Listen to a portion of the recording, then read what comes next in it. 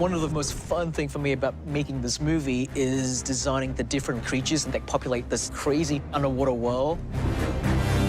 There's a wide range of creatures inhabiting the underwater world. Some of the creatures are familiar and some are very new. It's an unexplored world. The world of Atlantis has all sorts of unknown life that we've never seen before, and it comes springing from the imagination of James Wan and all the great artists that worked on the project.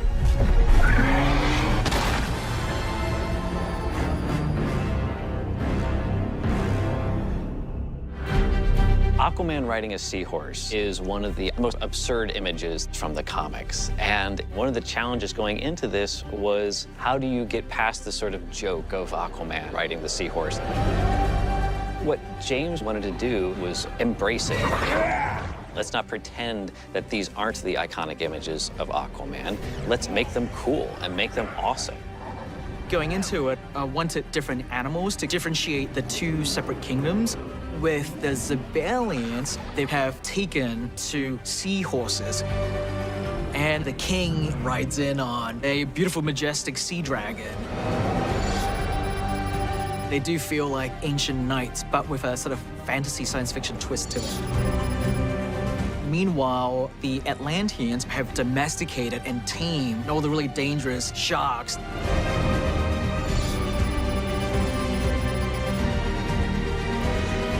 Willem gets to ride this giant black hammerhead shark with some really spectacular armor on it.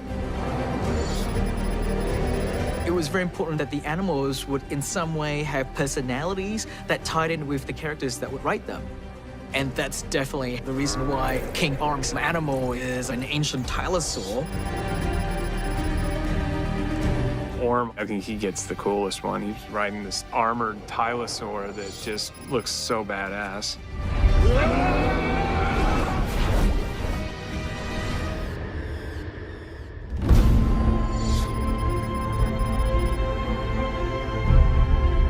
We have 7 kingdoms of the underwater world. And one of the kingdoms is known as the Fisherman Kingdom.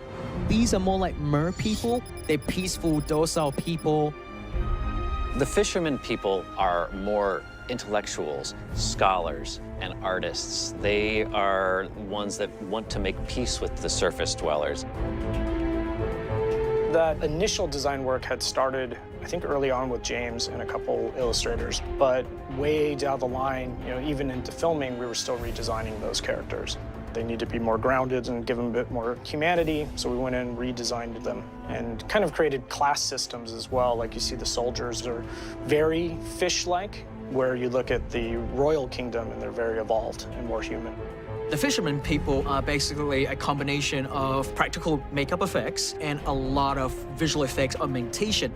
We did full bodysuits from the waist up with silicone hand appliances and full silicone face pieces, cowls, contact lenses, and teeth. The only part that we may have in visual effects is a little bit of gill movement, but overall it's a full prosthetic makeup. Prepare your armor, your Royal Highness. We move against the Brine Kingdom at once.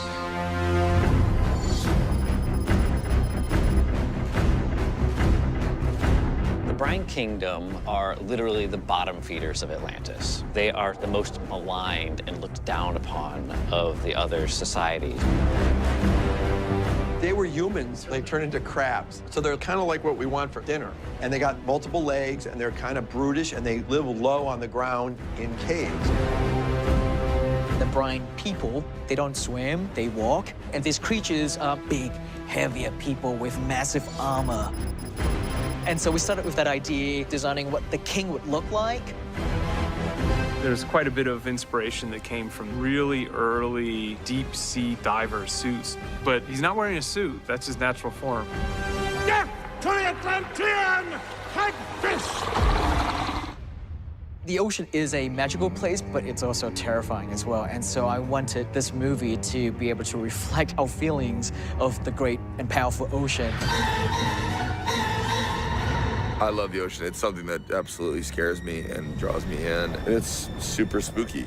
If you've been in the middle of the ocean and you just look down, it's pretty terrifying because it's all the unknown, right? You never know what's down there.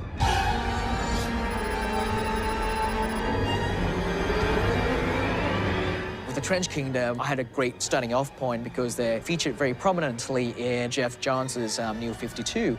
And so I used that to dive into the world of the Trench Kingdom. These scary, trench-dwelling, cannibalistic creatures. But through that idea, I started to develop something that's a bit different. In the comic book, they have big, giant eyes. But I started to realize that these characters probably would not have eyes, because when you're so far down, the sun doesn't penetrate that far and there's no light. If anything, they're afraid of bright lights. And so then that started informing what the creatures would really look like.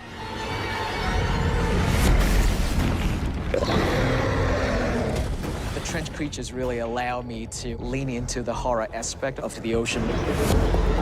The Trench are a super dangerous group, and James has an incredible sequence. It harkens back to his pure horror days. It's like Creature from the Black Lagoon, but the 2018 version.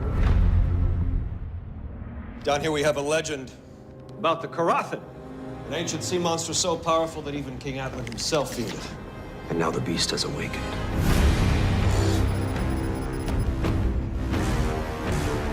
This creature is nearly as old as time itself. First and foremost, it's ginormous. In real-world scale, from tip of the nose to the end of its longest tentacle, it's 2 miles long.